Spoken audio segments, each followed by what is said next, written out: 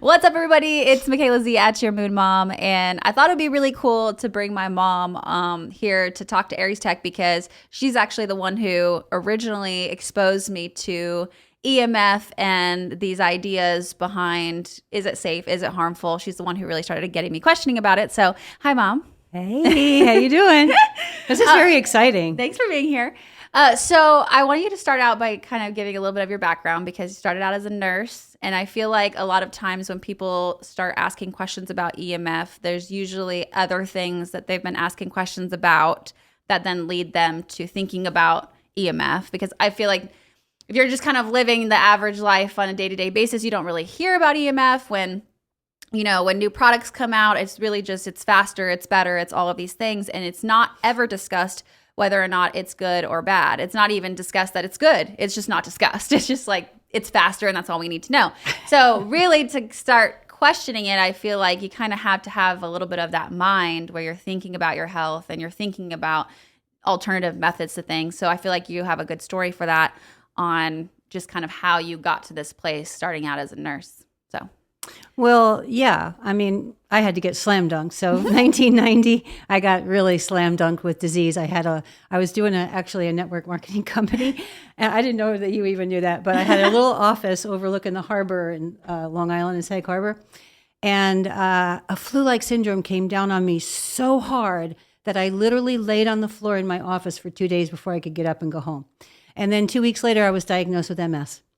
And that just took me, so it really wasn't my nursing that led me to think about these kinds of things, honestly. It was just becoming very, very ill and having to find a way out.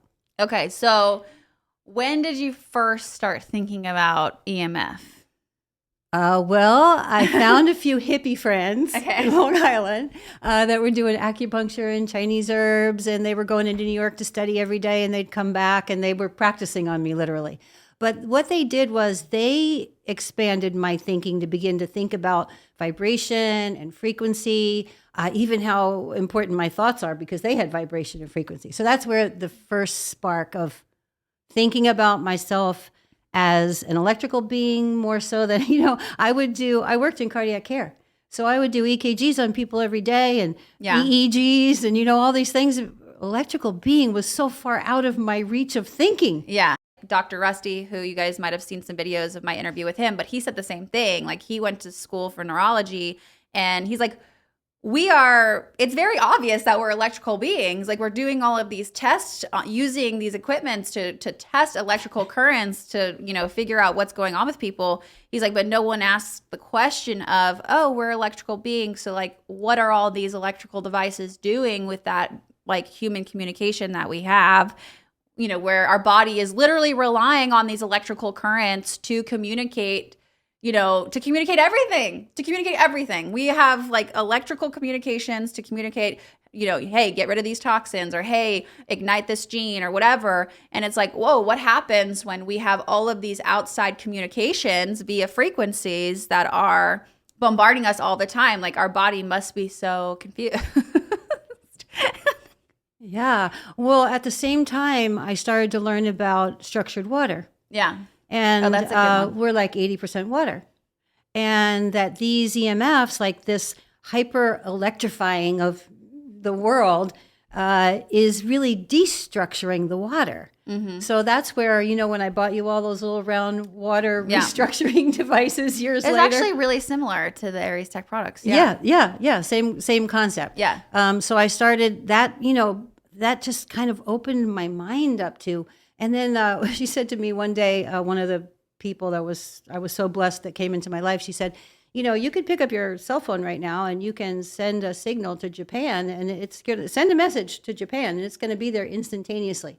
What do you think that's like passing through? Yeah. I'm like, oh my gosh, all of a sudden and then they showed me when I was sitting down, with a lot of electromagnetic devices around me, they showed me on the screen, like what happened when I got grounded and when things changed, right? That, oh, wow, I'm being so bombarded by all these things I can't see. Yeah. Yeah, I feel like you knew about EMF for a while before I really started thinking about it. My mom was always just kind of like, hey, don't put your phone on your boob or like keep it out of your pocket. So that was always part of our reality when we started getting phones, especially when they started being connected to Wi-Fi, I feel like that was something that you were always very conscious of.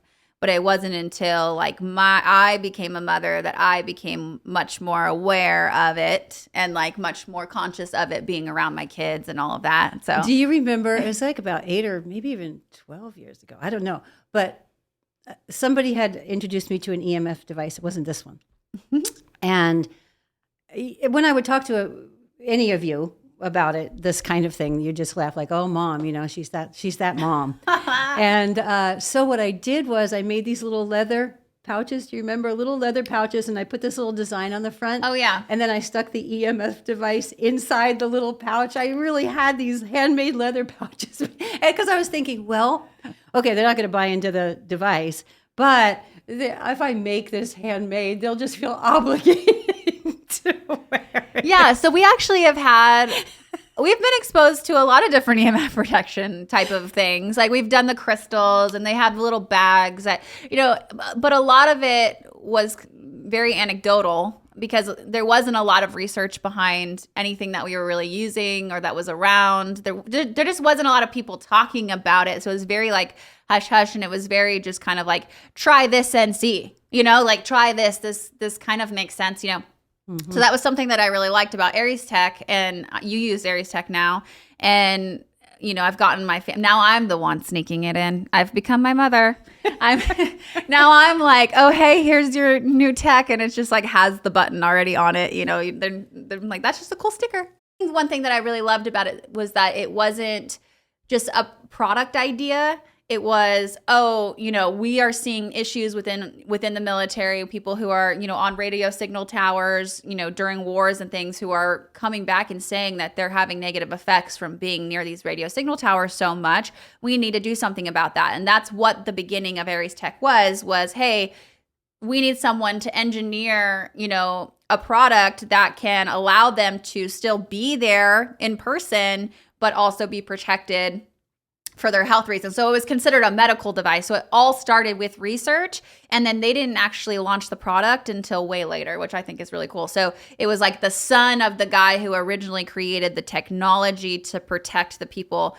He's the one who was like seeing these new devices coming out, like when, in early 2000s, when all of the new internet connected devices were coming out, he was like, oh, whoa, like we already have a solution to this problem. And then he launched the product line that you see today, like the actual consumer product. So I really love the background of that story because it's like, oh, hey, this didn't start with just like an idea, like, oh, EMF's a topic of conversation now, like we should make something cool for it. It's like, oh no, we started with the research and it just happened to be that we have a solution now as this problem is occurring. Well, the Aries Tech came along for me right after I had COVID. So I got COVID, hospitalized. Really bad. I'm 68 years old, but I really literally went into the hospital feeling 60. I was, no meds, no medical, feeling great. And I came back out like 90. I felt like 100. I was so frail, so weak. I guess the EMF had just sort of drifted away from me. My whatever device I had been using, I had misplaced or whatever. I just didn't have anything at the time. Yeah. And it became so apparent that, oh my gosh, I really need help. And so now I carry my little Aries Tech. She got the big one. Well, because I carry this all the time. I lose my purse unless I carry it. This is someone who thinks about others, She doesn't. She has this so she can protect everyone around her. Yes. Well, I have one on my phone. I have one that I wear too, but I took it off of me to put my pearls on for Thanksgiving, and then I didn't put it back on. But I always have this with me. It's always on my body. This is so interesting to me because I actually just had a conversation with a nurse, and I was like, hey, is EMF something that you guys learn about or ever discuss? He's like, I don't even know what EMFs are. And I was like, that's so interesting because they're around it so much, especially in the hospitals, like with all of the different devices and the x-rays and all of that. They must learn a little bit about radiation itself, but I think that EMFs are not really. When I was in the hospital, I've been in the hospital in a very, very long time. Yeah. And all of the medical staff are wearing on their bodies. they're communicating constantly with those devices, and nobody's got any protection on board. It's just driving me crazy. Yeah, you see them like with their, phone tucked in here, and then they got like a pager connected, and they have, and then they're using all of these devices on people all the time. So I feel like the medical industry is something that should really adopt this as part of their protocol for protecting the people that are working there. Okay, so you said some interesting stuff on the way here, which may be cut. We don't know, but that's fine. But what the synchronicities between EMF and all of the health? Well, it's kind of like if you follow Steiner, it's like sort of having the answers to the test, but then you got to figure out the formula, like what did he really mean by the things that he said. And so I was listening to Dr. Cowan, and he was explaining or opening my mind up to the fact that when the Spanish flu came in 1918 is when we launched radio waves blanketed the earth. Yeah. And then World War II, another big epidemic. We did radar all over the earth. Mm-hmm. And then 1968, we put satellites in the Van Halen belt, which in layman's terms is sort of like that mediator between all the energies coming in from the cosmos. They're kind of handled there in that protective zone, and then it's sent on to the living beings, right? And the fact that always in history, whenever the world was over-electrified, right? We're going to electrify it more in a different way, or that the biological beings react to that. Okay, because I feel like there was such a conspiracy, and there was a lot of misinformation about 5G and COVID, being that 5G started COVID. But when you start thinking about the electrical being aspect and the communication aspect, like it really does make sense that with the correlation of 5G being, launched at the same time that we're kind of experiencing this new pandemic, like our body is trying to adjust to this new communication that's being we have no choice. I mean, it's being thrown at us every day of every moment. Not even when you're sleeping is it turned off. It's not like, okay, the world's sleeping, we're going to shut all these towers down now. It's always on. And if you live in a major city, you are being exposed all the time. And so it makes sense to me as I'm learning more, with you and Dr. Rusty talking about, our body being, that really just made sense to me of okay, our body's an electrical being. It's trying to communicate inside while also trying to digest these communications that are so foreign to our bodies. They don't look like, sound like, and everyone's like, oh, well, it's, we don't need to worry about EMFs because we all have EMFs. This is something that has been around since the beginning of time. Everything has frequency, but it's like when you look at the difference between our body's natural frequency, the Earth's natural frequency, and then you look at the frequency being emitted from, say, a 5G tower, it is billions of times different, literally billions of times. You have 1 hertz, or, let's say when our body's resting, I guess anywhere from 7 to 12 hertz. That's similar to the frequency of the Earth. Now you look at a 5G tower and it's coming off 20 to 300 gigahertz. So you're literally speaking about billions of times different. And then the faster a frequency gets, the shorter it can go, the shorter distance it can go. That's why with 5G, these towers have to be placed every couple hundred feet because they're so much faster that they can't go as far. So we really are essentially within a very great technological world, but also a microwave. It's crazy. So it is interesting though, that to look back and be oh, well, interesting that all of these big, more modern epidemics or pandemics that we've experienced were also at the same time that a very new, big technological advancement occurred. As you start learning about all the toxicities, whether it's food, air, water, electromagnetic fields, you just, you get to the point where the protection becomes, you have to have. Yeah. You have to have the protection. You have to be detoxing every day. Yeah. It's just the world that we're living in with the technologies we have. Yeah. And it is what it is. And, I think that the world is going to keep moving forward in that direction. Mm-hmm. And it is really wonderful in a lot of ways. I get to work from home. I get to be with my babies and provide for my family and all of that. And we get to stay in touch with each other when I'm living in Australia and she's here. There are really, really beautiful things about it. And I think that that's something that, you kind of like, you weigh the good and bad, but also the reality is that the mainstream media and the tech companies that are launching these new products, they're not weighing the good and bad. And they could easily integrate products like this into their devices, which would be awesome to see. It would be so cool to see a tech company come out where they're integrating EMF protection into their devices. It's such an easy, non-invasive thing to do.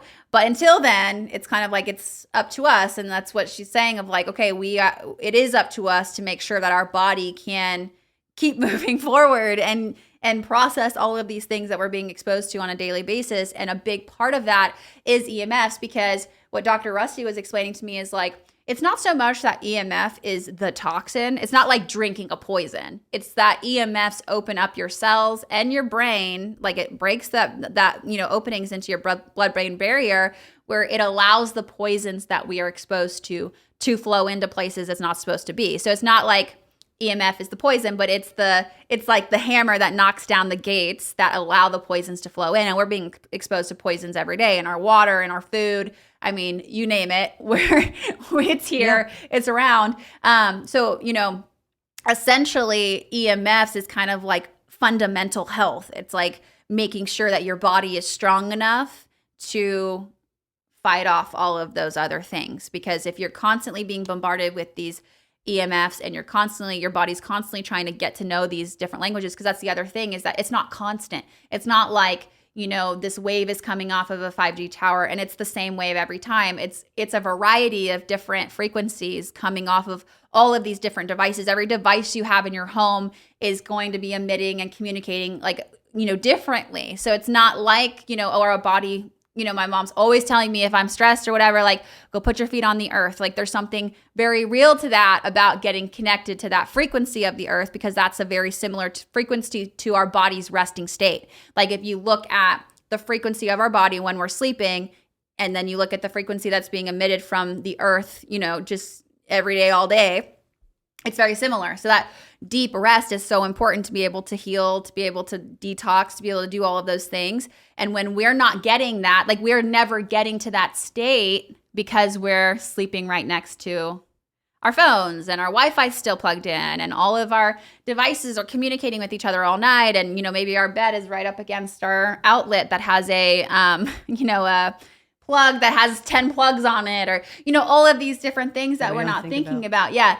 That, it started out for us, it started out just unplugging the Wi-Fi and doing things like that. Like, for me, I really started thinking about the Wi-Fi thing because of Atlas. Like, whenever he was born, he had a lot of complications and I had a lot of inner turmoil about it, because I was like, wait, I was so conscious of what I ate. I was so conscious of what I thought. I was like so conscious of like making sure I developed, had a healthy baby. And all the doctor told me, all the surgeon told me when he needed surgery was that, oh, this just happens. And it happens within the first couple of weeks of gestation. There's not, it just happens. And I'm like, okay, you have to have grace and compassion on yourself, because sometimes things happen, like my kid bumped his head the other day and that just happens sometimes. But there also is a reality in when you really start thinking that there is a connect to things. And so I can't make that connection. I can't say for sure that's what it was. But during the first couple weeks of gestation, I was living in like a 200 square foot cabin with Corey, and we had a Wi-Fi plugged in right next to our bed, and we never thought about it. Like, it was just on. It's like, because you're just thinking about other things, and that was like low on the priority list. But it was the first thing I thought of when I started really digesting of like, where were we, what was happening in that time of our life, of like, oh, I was literally sleeping next to a Wi-Fi router for the first couple of months of my pregnancy, and I wasn't even thinking about it. So it's just super interesting whether that was the cause or not. It makes you think of like, okay, this is something to consider as the fundamental. Well, it's why I was so excited about coming here today. And it's so important what you're doing, because it's education. Once people are asking and demanding for these things, they will appear for us. And you're facing something here which is invisible. Yeah, out of sight, out of mind. It's out of sight, out of mind.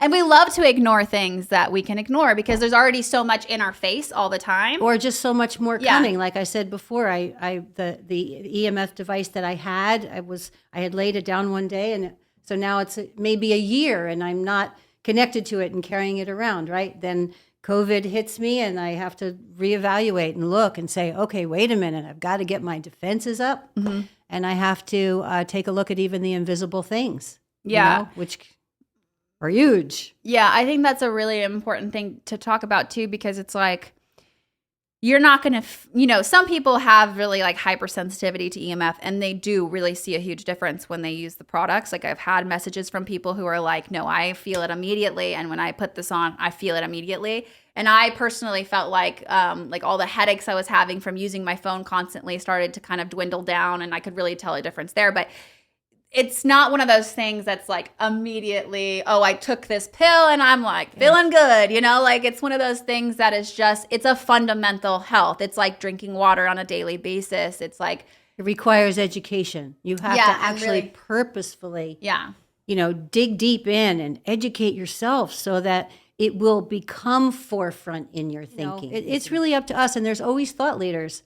Yeah. That are in every time, there's always thought leaders that are trying to get you the information. Don't wait for the study. Just armor up. Yeah. Don't wait for the study. Yeah. Yeah. All right, guys. Thank you so much. Thank you. Mom, for being here. Donna Weiser. And go get an Aries Tech. Any last words? Yeah. Armor up. Armor up.